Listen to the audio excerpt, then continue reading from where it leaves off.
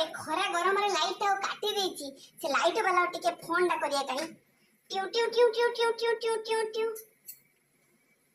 ट्यू ट्यू कोन हो लागला आज्ञा नमस्कार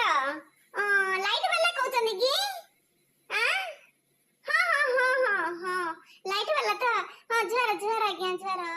हां बा लाइट वाला किस इलेक्ट्रिक ऑफिस किस मते कया राज आज्ञा हां बा हां किस भाई फोन ना करथली बोली बोले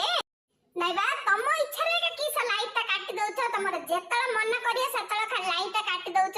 घंटा घंटा तुमको जणा पड़नी केति की गरम होउची 45 डिग्री 48 डिग्री समान खराडा रहउची केने भाई काटुछ बा लाइट डा ओड हला काला बैसाखी आउची एली रे तमे काटी देलो नो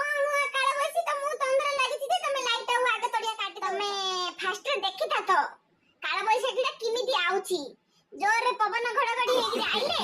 लाइट बिजुली खुंटा चार पांच रा भांगी थाता तारो घर चारि पांच रा भांगी थाता तापर जाइस ना तमे लाइट रा काटी थातो